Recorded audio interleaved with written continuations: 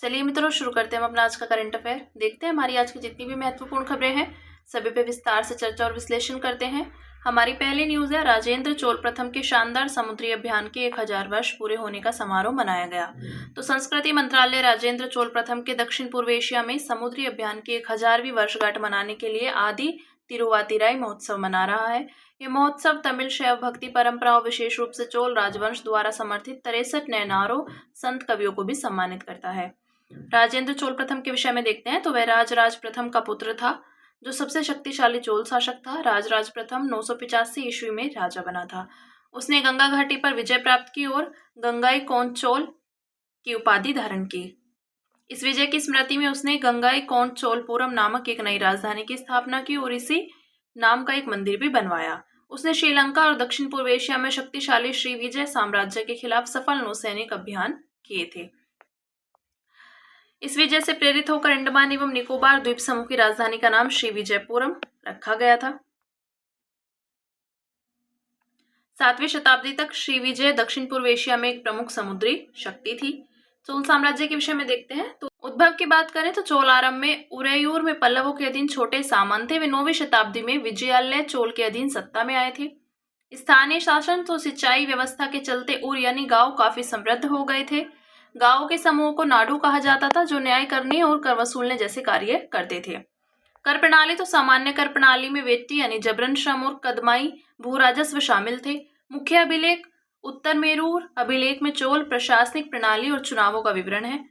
सांस्कृतिक संरचनाएं तो भव्य मंदिर, महान प्राणवान चोल मंदिर यूनेस्को विश्व धरोहर स्मारक है।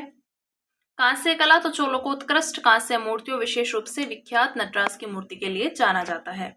फिर अगली न्यूज है, राष्ट्रीय खेल गवर्नेंस विधेयक लोकसभा में पेश किया गया। तो यह विधेयक खेल संस्थाओं के गवर्नेंस में सुधार लाने, खेलों में बेहतर प्रदर्शन सुनिश्चित करने और खेल महासंघों से जुड़े विवादों एवं मुकदमों को कम करने के उद्देश्य से लाया गया है।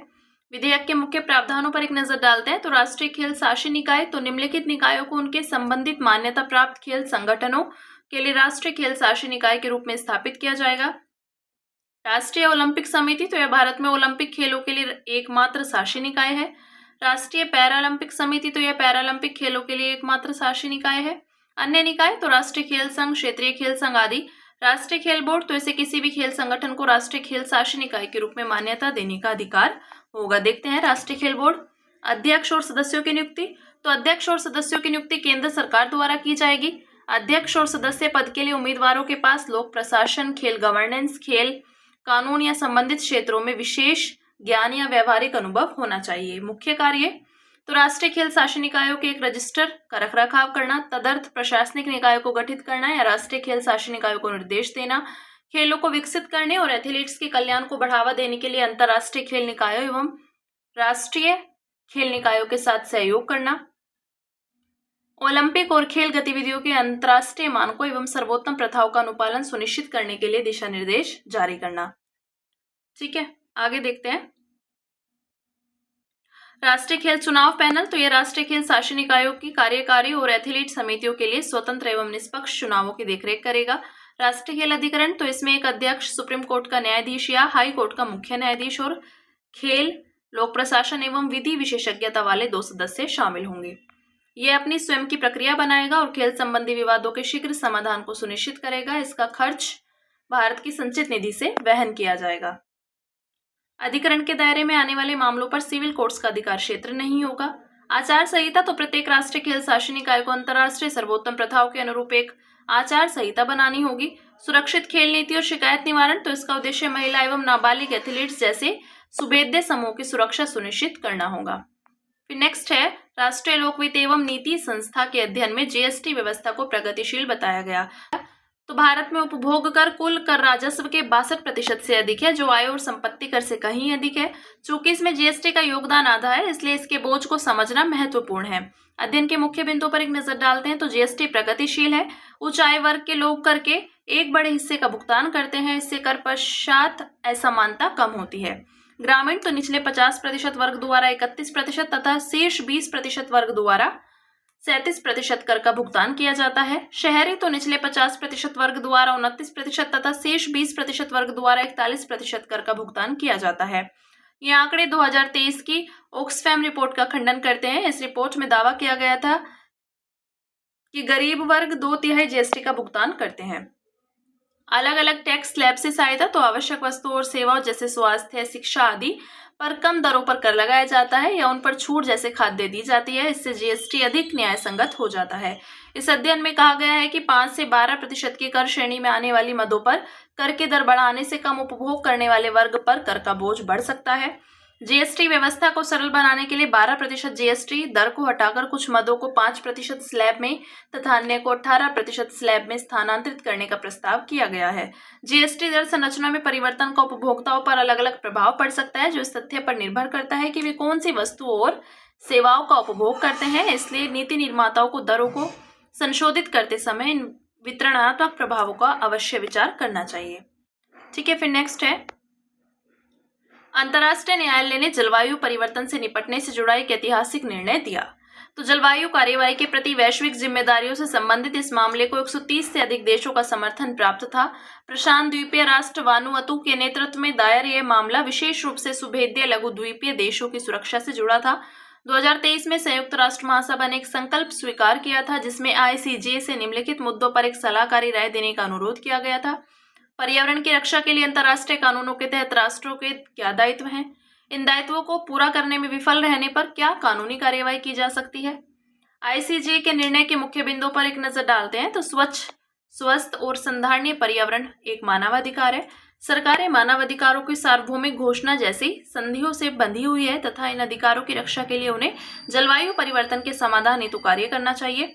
उत्सर्जन को सीमित करने के लिए सरकारें बाध्य हैं, तो देशों को ग्रीन हाउस गैस उत्सर्जन से होने वाले नुकसान को रोकना चाहिए। साथ ही वैश्विक तापमान वृद्धि को पूर्व औद्योगिक स्तरों से 1.5 डिग्री सेल्सियस तक सीमित करने के पेरिस समझौते के लक्ष्य को हासिल करना चाहिए। पूर्व औद्योगिक काल से वैश्विक तापमान पहले ही 1.3 डिग्री सेल्सियस तक बढ़ चुका है।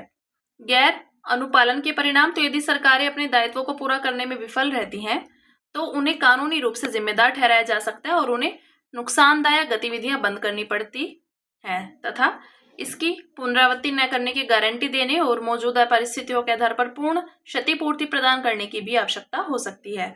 कुछ देशों जैसे संयुक्त राज्य अमेरिका और रूस ने किसी भी न्यायिक निर्णय के जरिए अनिवार्य उत्सर्जन कटौती के प्रावधान का विरोध किया है। हालांकि ICJ की राय उन पर कानूनी दबाव अवश्य डालती है। देखते हैं अंतर्राष्ट्रीय न्यायालय के विषय में। तो इसकी स्थापना 1945 में संयुक्त राष्ट्र के मुख्य न्यायिक निकाय के रूप में की गई थी। मुख्यालय है पीस पैलेस, हेग, नीदरलैंड। मुख्य कार्य देशों के बीच विवादों का निपटारा करना, अन्य अधिकृत संयुक्त राष्ट्र निकायों द्वारा इसे भेजे गए कानूनी प्रश्नों पर सलाहकारी राय प्रदान करना आदि।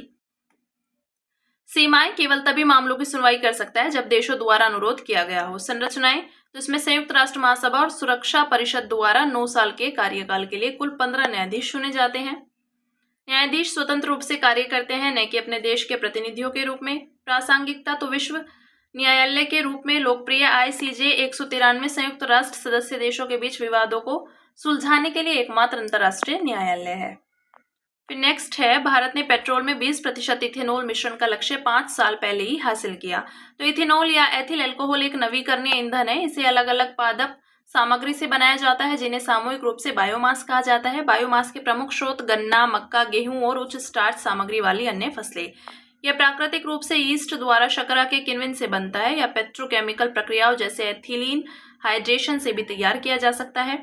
इथेनॉल मिश्रित पेट्रोल कार्यक्रम के विषय में देखते हैं। तो यह कार्यक्रम 2003 में पेट्रोल में इथेनॉल के मिश्रण को बढ़ावा देने के लिए शुरू किया गया था। लक्ष्य है राष्ट्रीय जैव ईंधन नीति 2018 को 2022 में संशोधित कर पेट्रोल में 20% इथेनॉल मिश्रण की लक्ष्य तिथि को 2030 से घटाकर 2025-26 किया गया था।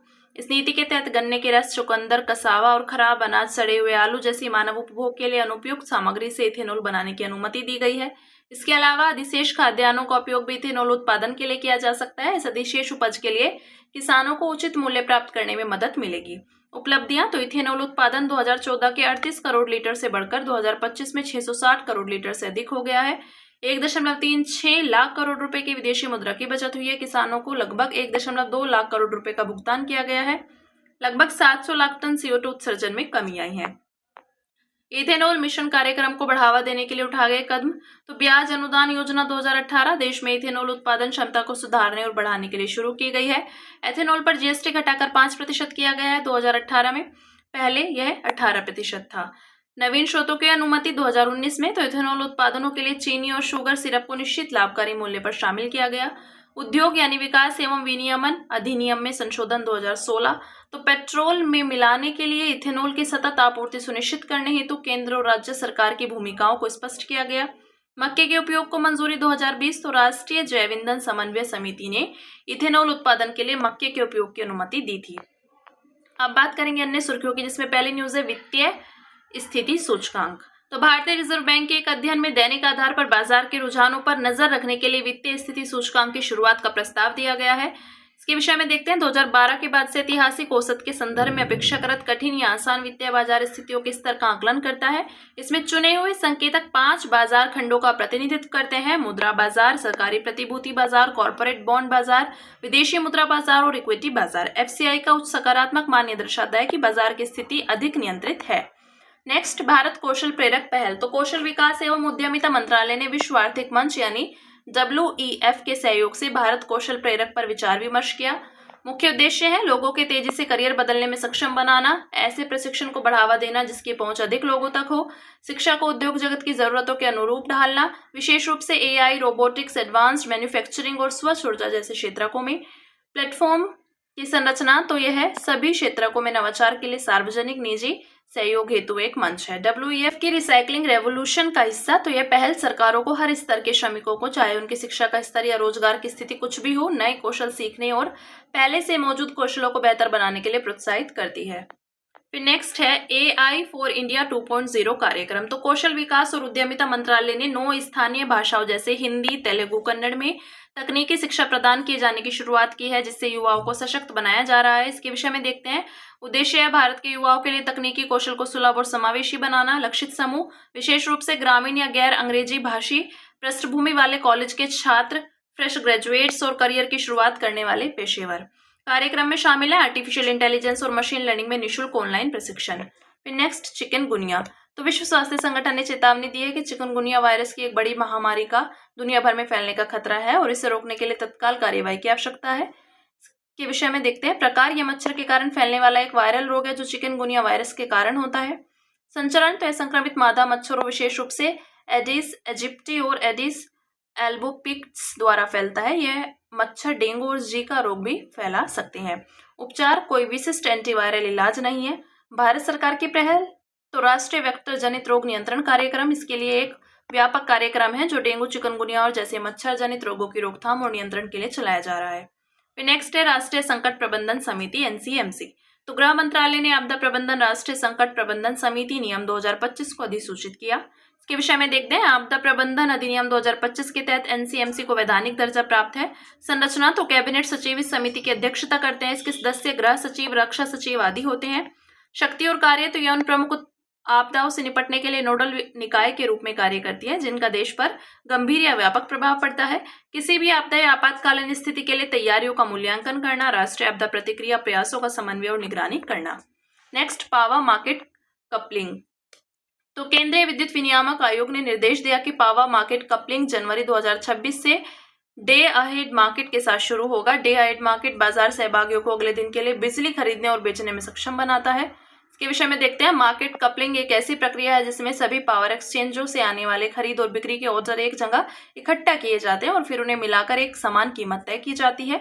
मार्केट कपलिंग विभिन्न बिजली बाजारों के बीच मूल्य संबंधी एकरूपता हासिल करने में मदद करता है। Next, Henley passport index. तो हेनले पासपोर्ट इंडेक्स में भारत की रैंकिंग 85 2024 से सुधरकर 77 2025 हो गई है। भारतीय नागरिक अब पहले से वीजा प्राप्त किए बिना 59 देशों की यात्रा कर सकते हैं।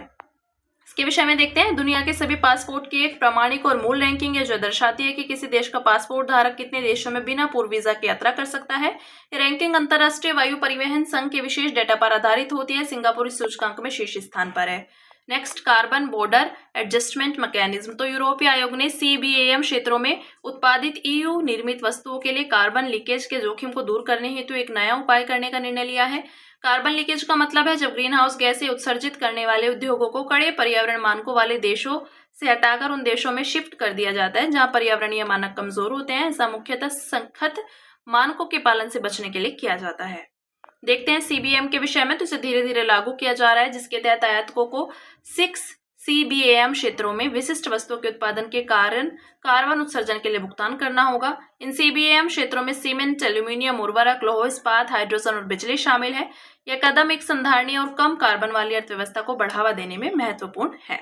ये बात की हमने कार्बन बॉर्डर एडजस्टमेंट मैकेनिज्म की। ठीक है, तो हमारी आज की जितनी भी महत्वपूर्ण खबरें थी, हमने सभी पे विस्तार से चर्चा और विश्लेषण किया। अब इसी के साथ मिलते हैं कल अपनी नई खबरों के साथ।